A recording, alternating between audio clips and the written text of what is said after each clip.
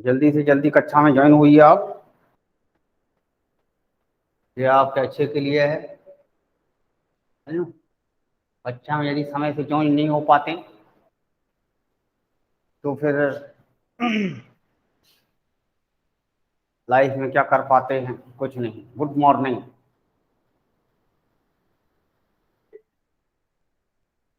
Good morning.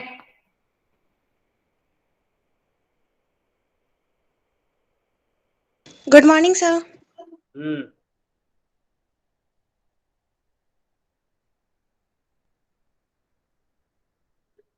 सामने लिखा हुआ है आपका टॉपिक। कल एक प्रश्न हुआ था, दूसरा प्रश्न आपको लिखवाया जाएगा अति शीघ्र। Good morning, sir. Good morning. जल्दी से जल्दी आप अपनी कक्षाओं में ज्वाइन होइए, समझो। गुड। ये देखिए, कल दूसरा पहला जो है शब्द हमने पढ़ा था, मौको कहाँ ढूंढे बंदे, मैं तो तेरे पास में, ना मैं देवल ना मैं मस्जिद, ना काबे कैलाश में, ना तो कोने क्रिया कर्म में, नहीं योग वैराग में, खोजी होए तो तुरते मिली हो पल भर की तलाश में, कहें कबीर सुनो भाई साधो श्वासों की श्वास में।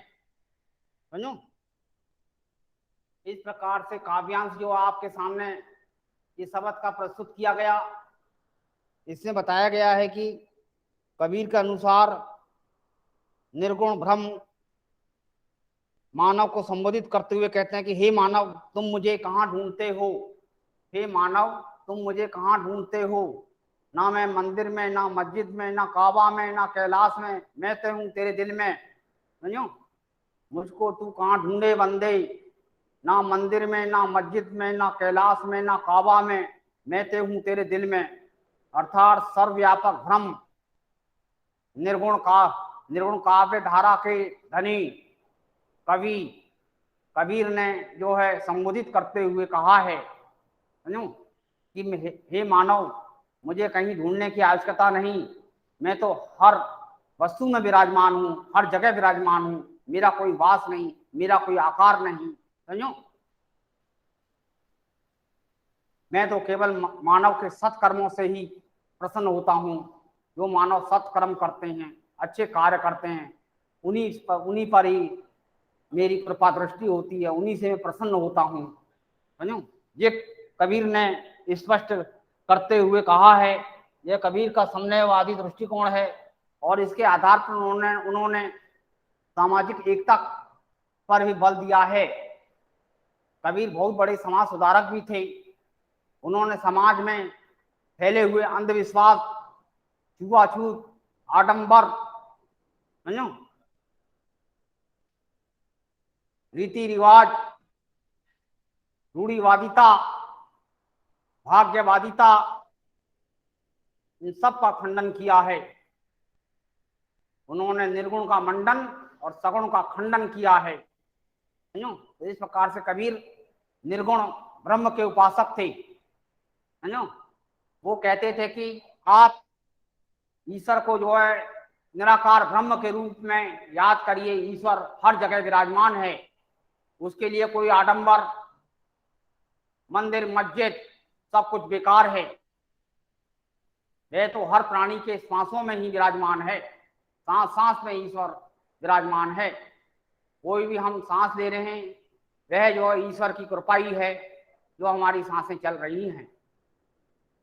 इस प्रकार से उन्होंने अपनी बात को स्पष्ट करते हुए कहा है। तो इस प्रकार से आपने इसका विस्तृत अर्थ भी समझ लिया, आखिर क्या कहना चाहते हैं। गूढ़ अर्थ तो केवल पैराग्राफ में ही होता है जो इतना समझ में नहीं आता, लेकिन विस्तृत अर्थ जब आखिर तत्व क्या था, लॉजिक क्या था, क्या भाव था, वो हमने आपके सामने रखा अपनी भाषा में और आपने सुना। समझो, और हम आशा करते हैं कि वह आपके लिए लाभप्रद होगा, यूजफुल, उपयोगी। समझो, और सबसे पहले आपसे निवेदन यह है कि आज हमारा पहला पीरियड है। आप जो है इसमें सुबह जल्दी नहीं उठ पाते, क्या होता है आपकी अटेंडेंस बहुत ही कम है, तो इसलिए क्विक, समझो, बहुत जल्दी जो है आप अलर्ट रहें, एक्टिव रहें, विदाउट फेल विदाउट लेट वाली पॉलिसी को मानकर पंक्चुअल बने और जल्दी से जल्दी कक्षा में ज्वाइन होने का कष्ट करें, जिससे जिससे कि हम इस पाठ का आगाज कर सकें। समझो, और ज्यादा से ज्यादा लोग लाभान्वित हो सकें।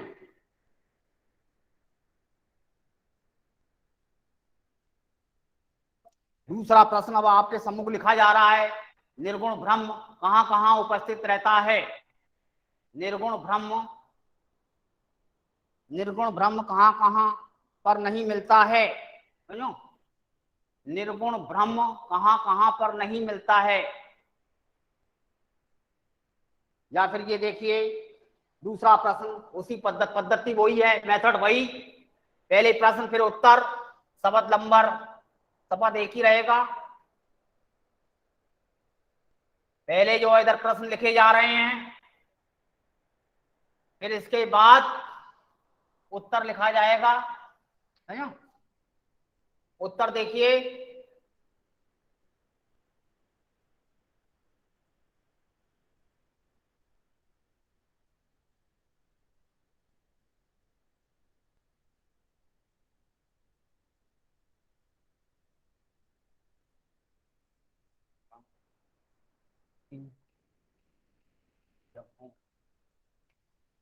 पर नहीं, ये जो उत्तर होते हैं, जो प्रश्न जो हमने पूछा गया कि निर्गुण ब्रह्म किस जगह पर नहीं मिलता है, इसमें यह बताया जाता है कि ये अर्थ ग्रहण से संबंधित प्रश्न होते हैं। इस प्रश्न का उत्तर जो है आपके इसी पुस्तक में निहित है, इसी शब्द में छिपा हुआ रहता है। वैसा ही लिखना होता है जैसा इस पैराग्राफ में बताया गया है। अर्थ ग्रहण से संबंधित प्रश्न जो है ये होते हैं। अर्थ को आप यदि आप देखेंगे तो उसके आधार पर आप कार्य करिए। समझो, निर्गुण ब्रह्म किन जगहों पर नहीं मिलता है?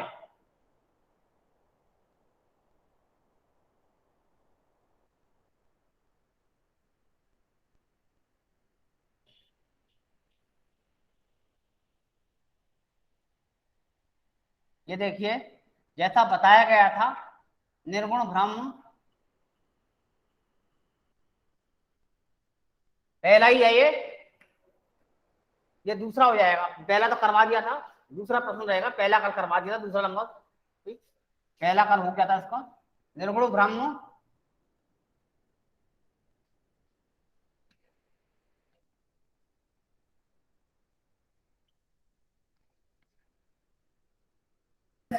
सर आगे।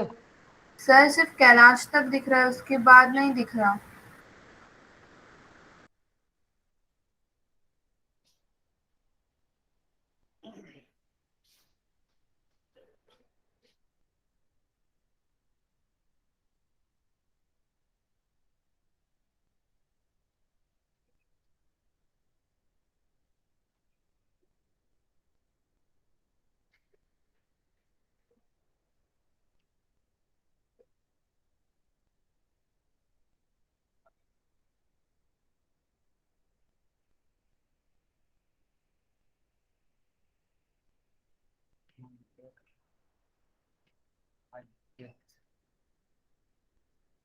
बाबा कैलाश,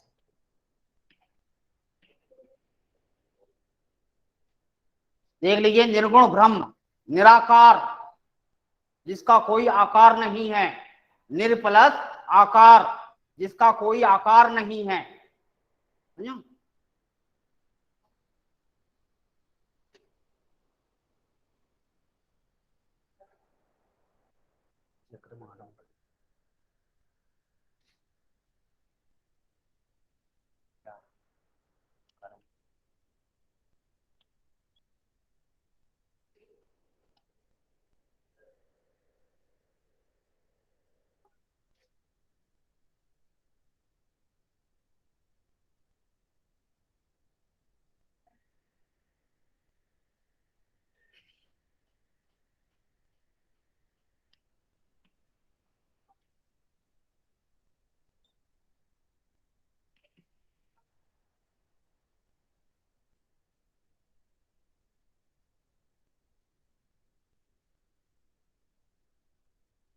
पाया जाता है।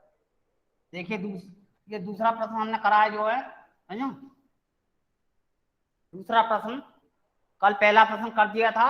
उत्तर लिखा गया है इसका, निर्गुण ब्रह्म मंदिर मस्जिद काबा कैलाश क्रिया कर्म आडंबर योग वैराग्य आदि में नहीं पाया जाता है। समझो? सर इसमें काबा क्या है? काबा मतलब जो मक्का मदीना, मक्का मदीना कहते हैं ना, वो काबा कहते हैं। Okay sir. Okay, very good.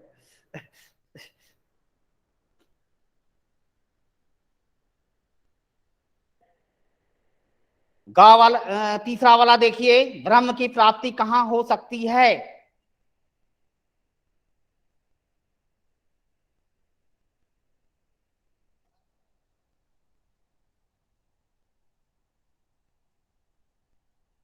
या ब्रह्म का वास्तविक वास्तविक निवास कहाँ है? ब्रह्म का वास्तविक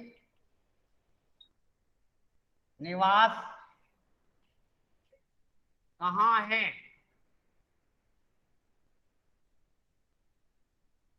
ब्रह्म का वास्तविक निवास कहाँ है? समझो? ब्रह्म का वास्तविक निवास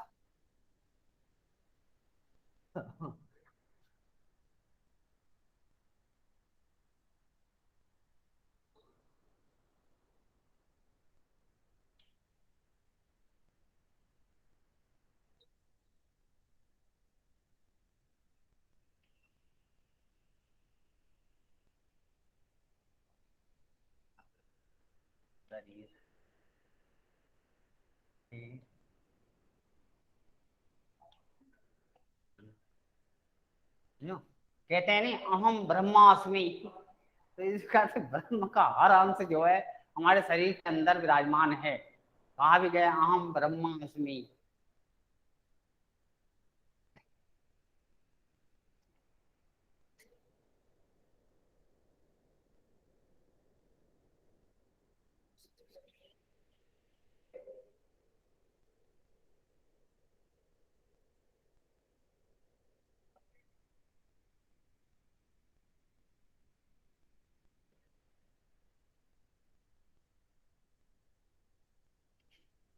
अभी मैं और तेरे शब्द, मैं और तेरे शब्द किसके लिए प्रयुक्त हुए हैं, है ना।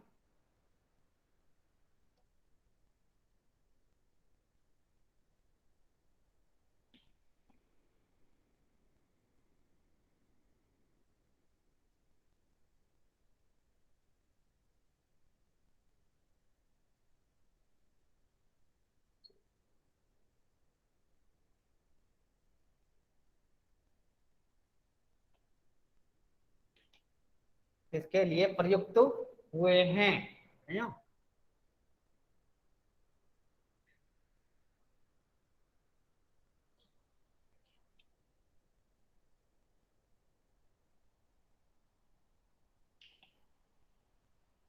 अरे यार ये तो,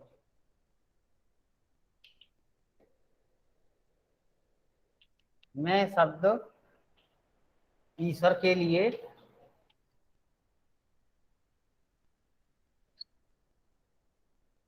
तथा तेरे शब्द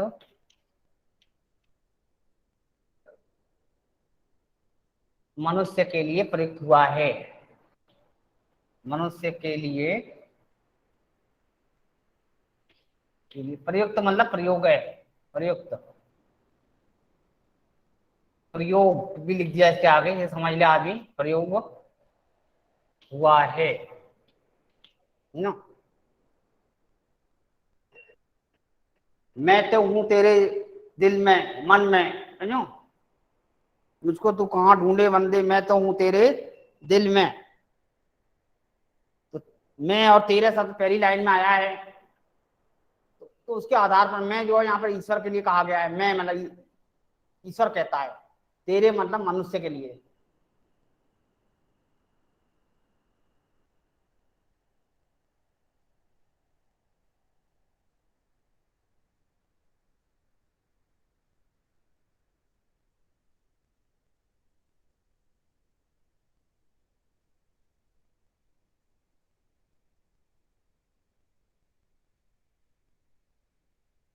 5वां प्रश्न देखिए।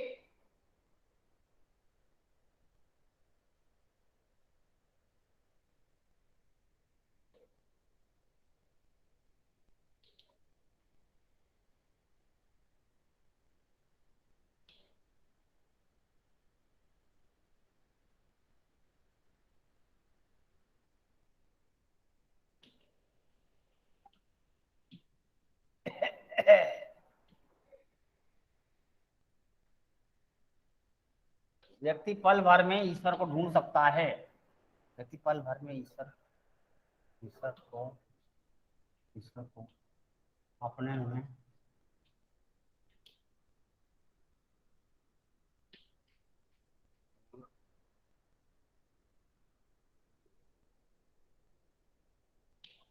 देख लिया। व्यक्ति पल भर में किसे ढूंढ सकता है, व्यक्ति पल भर में ईश्वर को अपने में ढूंढ सकता है। व्यक्ति पल भर में ईश्वर को अपने में ढूंढ सकता है। देख लिया आपने। तो इस प्रकार से आपने लिख लिया देखा, सर। ठीक है। तो इस पैराग्राफ से संबंधित, शब्द से संबंधित जो भी प्रश्न थे वो पूरे हुए। अब दूसरे शब्द के बारे में बताया जाएगा आपको, शब्द नंबर दूसरा, समझो। तो शब्द नंबर 2 में तो फिर चलो दूसरा शब्द सुनो। संतो भाई आई ज्ञान की आंधी रे, इधर से बोलता हूं ना। संतो भाई आई ज्ञान की आंधी रे, भ्रम की टाटी सबे उड़ौनी, माया रहे ना बांधी, हिति चित्त की दवे थूनी गिरोंगी, मोह बलिंडा टूटा,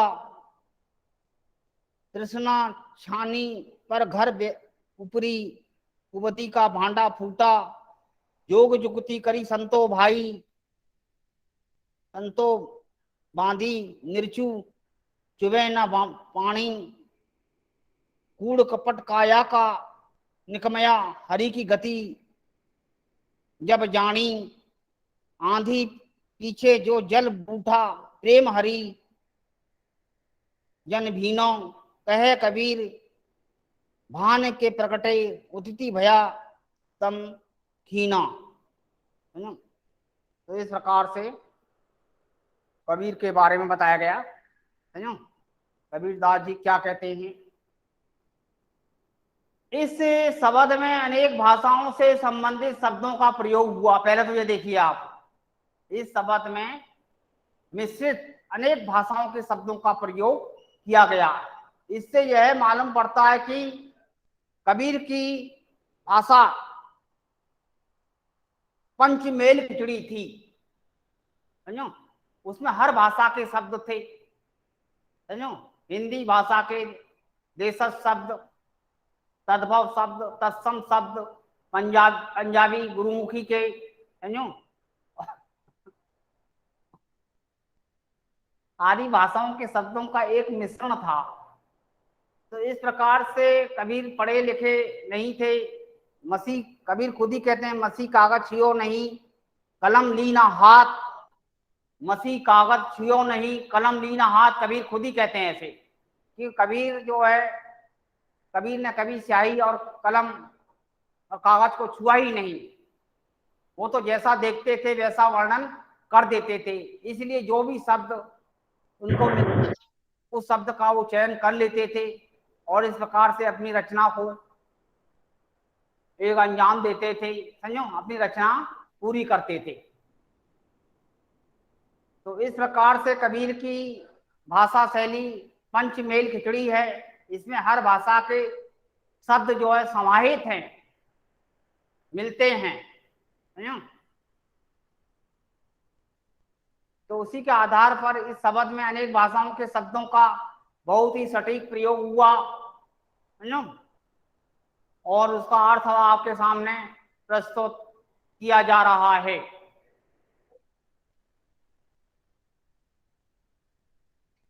हे भाई, मेरे हृदय में ज्ञान रूपी आंधी चलने लगी है। संतो भाई, आई ज्ञान की आंधी रे। हे भाई, मेरे हृदय में अब ज्ञान रूपी आंधी चलने लगी है, अर्थात मुझे ज्ञान का प्रकाश का आभास होने लगा है। संतो भाई, आई ज्ञान की आंधी रे।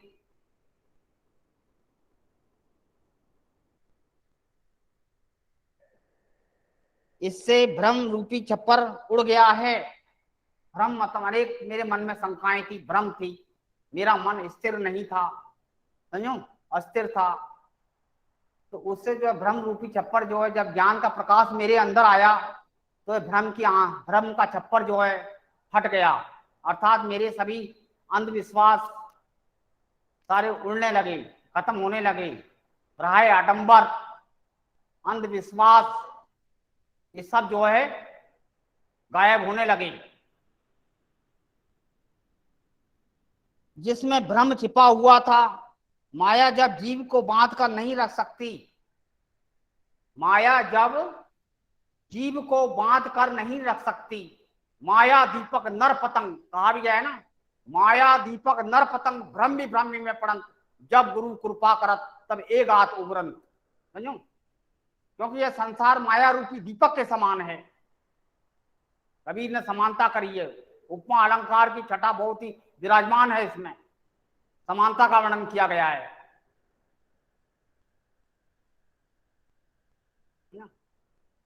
तो अब माया रूपी जो है जीव जो है बांध कर नहीं रख सकती, माया अब जीव को बांध कर नहीं रख सकती। इस छप्पर की सारी सामग्री छिन्न भिन्न हो गई है, अर्थात तितर बितर, छिन्न भिन्न तितर बितर, इधर उधर हो गई है। समझो, उड़ गई है जब ज्ञान की आंधी आई। समझो, मन में दुविधा रूपी दोनों खंबे गिर गए हैं।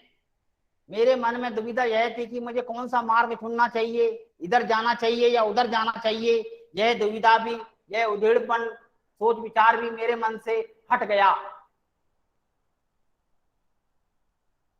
जब ज्ञान की आंधी आई तब ऐसा संभव हुआ।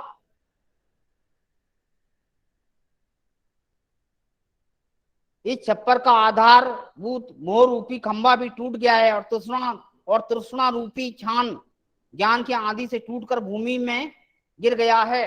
तृष्णा मतलब किसी चीज को पाने की इच्छा, प्यास, समझो, अर्थात ये भी माया से संबंधित है, समझो, किसी चीज के प्रति मोह, आकर्षण, ये तृष्णा कहलाती है।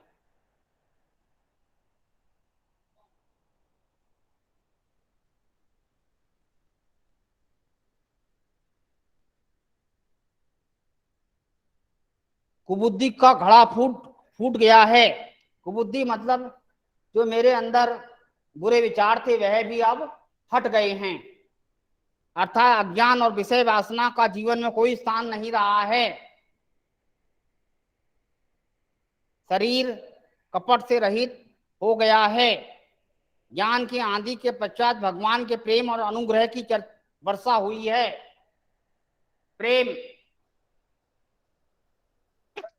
अनुग्रह, कृपा, है ना, कृपा दृष्टि की वर्षा हुई है, जिसमें भक्त जन प्रभु प्रेम के रस में भीग गए हैं। कबीर दास जी कहते हैं कि ज्ञान रूपी सूर्य के उदय होते ही अज्ञान का अंधकार क्षीण हो गया है। क्षीण मतलब कमजोर पड़ने लगा है, धीरे धीरे वह अस्त खत्म होने लगा है। अर्थात ज्ञान और परमात्मा की भक्ति का सर्वत्र उजाला हो गया है। अर्थात ज्ञान और परमात्मा की भक्ति का सर्वत्र, सर्वत्र मतलब सभी ओर उजाला, प्रकाश हो गया है। सभी जगहों पर ज्ञान की छटा विराजमान हो गई है, चमकने लगी है, आभा चमक रही है।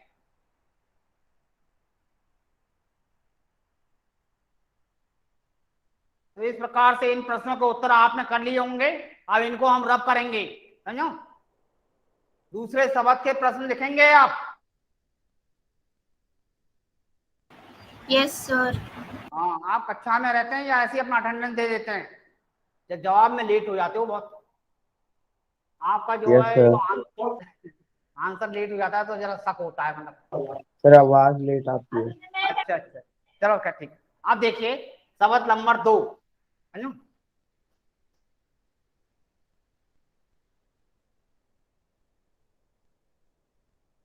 जिससे किसी को डाउट ना, इसके प्रश्न हम आज करा देते हैं, जो पूरा प्रयास रहेगा।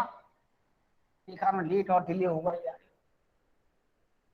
अभी तो कितने दिन है, 28 तो है ना, आज 19, 20 की छुट्टी हो गई, 20 हो गई, तो फिर ये, चलो देखते हैं यार, 1-2 दिन की छुट्टी है।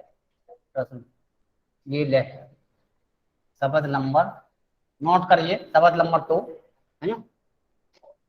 ये देखिए उत्तर, यस सर। ठीक है, गुड। देखिए ये प्रश्न और उधर उत्तर, दूसरा शब्द, ध्यान रखिए, अलर्ट रहिए और एक्टिव रहिए। ब्लैक बोर्ड में क्या लिखा जा रहा है वह भी ध्यान दीजिए, और सुनिए, सुनने में भी अलर्ट रहिए, मतलब इसीलिए मैं कहता हूँ कि मतलब, है ना। तो इस प्रकार से कवि ने भ्रम नष्ट होने तथा ज्ञान की प्राप्ति का रूपक किसकी सहायता से बांधा है?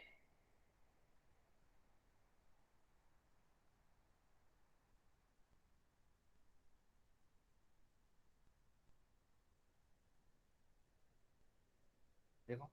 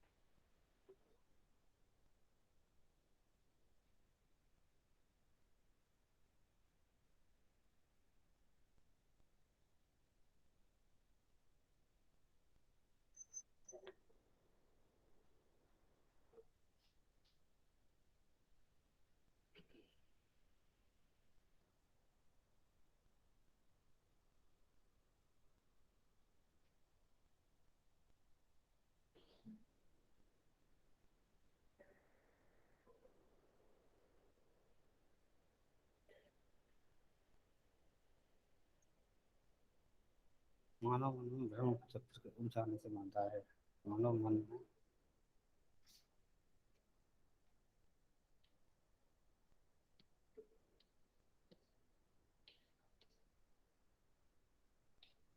भ्रम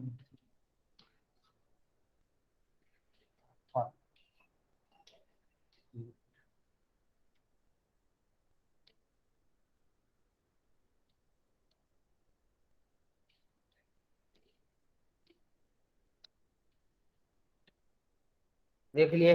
पहला प्रश्न आपके सामने लिखा गया, कवि ने भ्रम नष्ट होने तथा ज्ञान की प्राप्ति का रूपक कैसे बांधा है।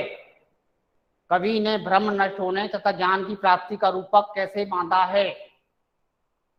मानव मन भ्रम रूपी छप्पर के उड़ जाने से बांधा है।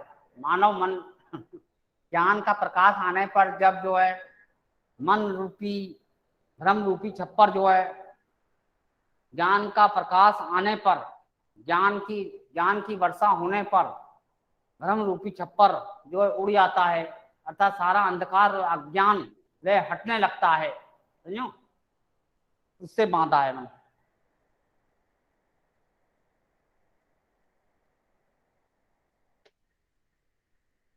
तो स्वर्ण रूपी छप्पर को भूमि पर किसने गिरा दिया।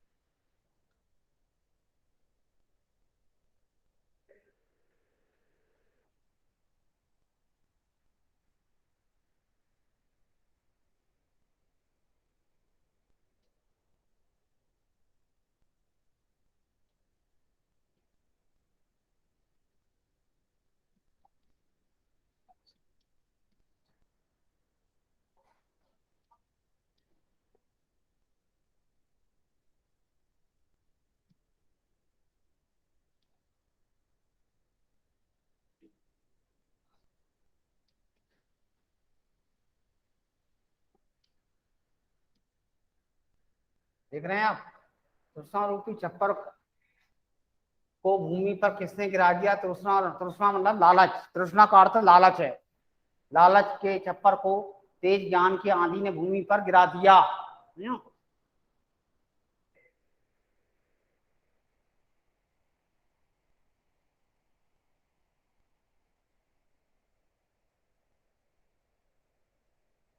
अज्ञान का अंधकार किस कारण,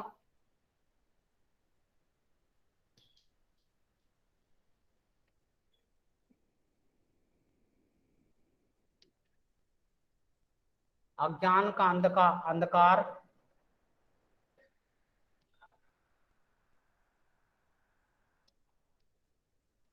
किस कारण,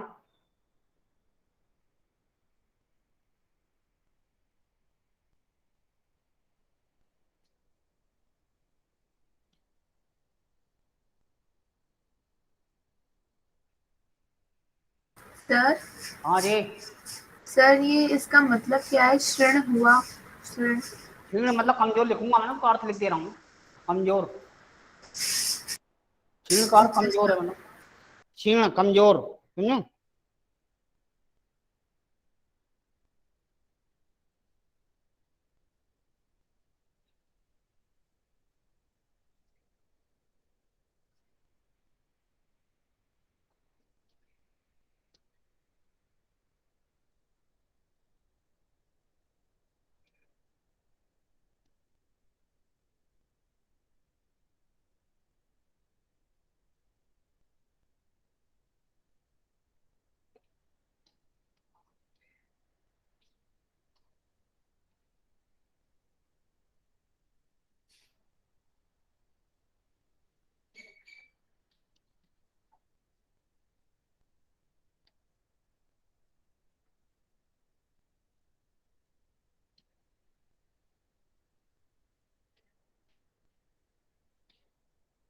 कमजोर मतलब गिरने लगा, समझो, कम होने लगा। कम भी है इसका अर्थ, कम लिख लो चाहे तो, क्षीण का कम ही सही रहेगा, यहाँ पर रहने दो।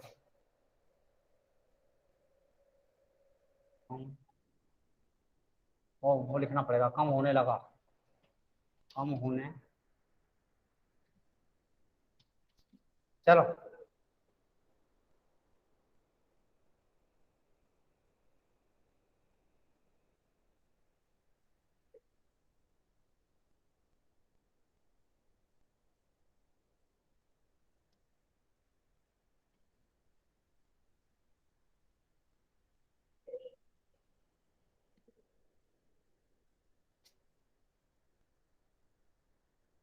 तो इस प्रकार से देख रहे हैं आप 3 प्रश्न, समझो।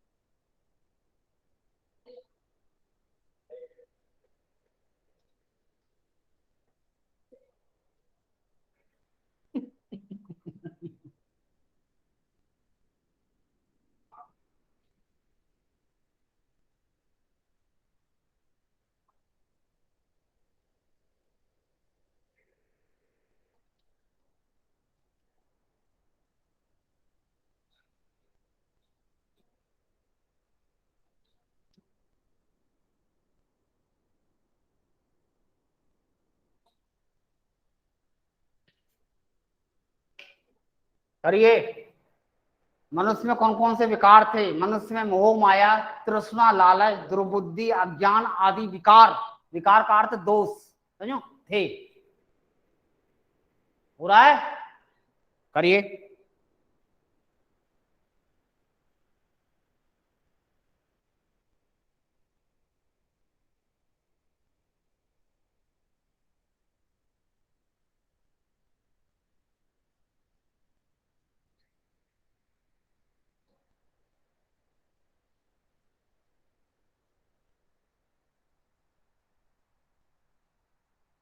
कबीर ने किस ज्ञान की बात कही है? कबीर ने किस ज्ञान की बात कही है? कबीर ने किस ज्ञान की बात कही है? समझो, कबीर ने किस ज्ञान की बात कही है? कबीर ने किस ज्ञान की बात कही है? क्या बात कही है ज्ञान की ऐसी? कबीर ने प्रभु भक्ति रूपी, कबीर ने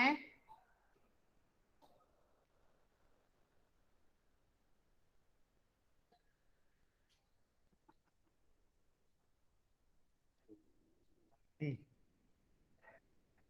भक्ति, भक्ति रूपी ज्ञान।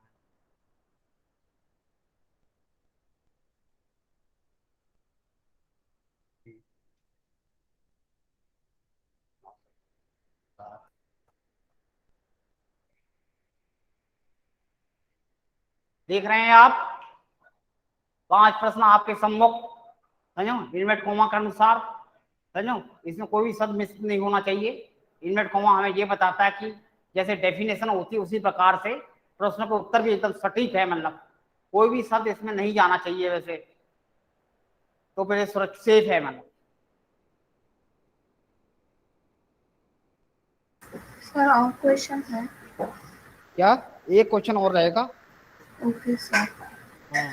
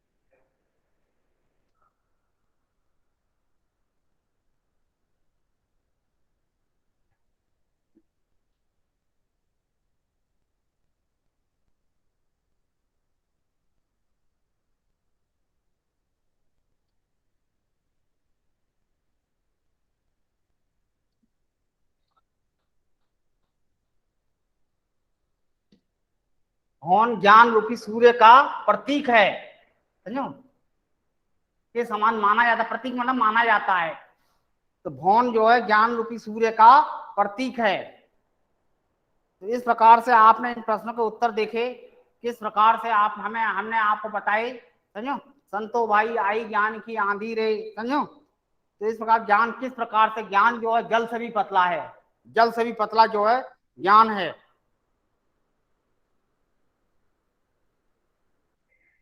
जल से भी पतला जो है ज्ञान है, समझो।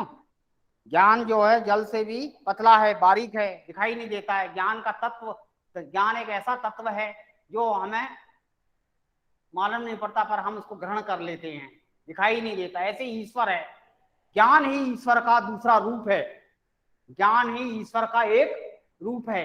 ज्ञान ही सूर्य है, ज्ञान ही सूर्य है। सूर्य क्या देता है? हमें प्रकाश देता है। जब प्रकाश होता है तो हमें सब चीजें दिखाई देने लगती हैं, हर चीज का आभास होता है, हमारी आंखें दूर दूर की चीजों को देखती हैं, समझो। अंधेरा होता है तो कुछ नहीं, अंधेरा, अंधकार जो है अज्ञान का प्रतीक है, और प्रकाश जो है ज्ञान का प्रतीक है। तो इस प्रकार सूर्य को सबसे बड़ा जो है ज्ञान का साधन माना जाता है। सूर्य जो है जग को जीवन देता है, समझो, सारे संसार को जीवन देने वाला, सभी सारी दुनिया को चलाने वाला केवल सूर्य है, समझो। सूर्य से ही हमें हर प्रकार की ऊर्जा प्राप्त होती है, फसलें पकती हैं, समझो, और जो है जल होता है, वर्षा होती है, वातावरण में बदलाव होता है, अनेक जीव, अनेक वनस्पतियों को जो है जीवन मिलता है, वे अपना भोजन बनाती हैं, समझो। पृथ्वी पर जितने भी पत्थर हैं, जितने भी चीजें आई हैं वो सूर्य से ही आई हैं। पृथ्वी भी जो है तो आंखें सूर्य का एक भाग ही था। तो इस प्रकार से सूर्य जो है पृथ्वी से 11 गुना बड़ा भी है ना। तो इस प्रकार से हमने पढ़ा है पृथ्वी के बारे में भी। तो इस प्रकार ज्ञान जो है सूर्य का जब उदय होता है, सूर्य मतलब ज्ञान का सूचक है, इसलिए जो है सूर्य का इसमें कई बार नाम आया है। ज्ञान का सूचक जो है सूर्य है। तो इस प्रकार से आप इन प्रश्नों के उत्तर लिख लीजिए। यदि आपको कोई डाउट रहा है, कोई शंका है आपके मन में, वो आप पूछ लीजिए। इस प्रकार से ये काव्यांश खंड जो है आपका जो है टर्म का पूरा हो गया एमसीक्यू के लिए। अब कल से जो है नेक्स्ट से 2 बैलों की कथा और लहासा की ओर पर आधारित जो भी प्रश्न होंगे वो लघु उत्तरीय प्रश्न संभावित, समझो, और महत्वपूर्ण भी, इंपोर्टेंट, वो भी आपको करवाए जाएंगे, जिससे कि समस्या का निदान तुरंत हो, समझो, और आपका कार्य आसान हो, इफेक्टिव लर्निंग हो, इजी टीचिंग हो, समझो, ध्यान रखो।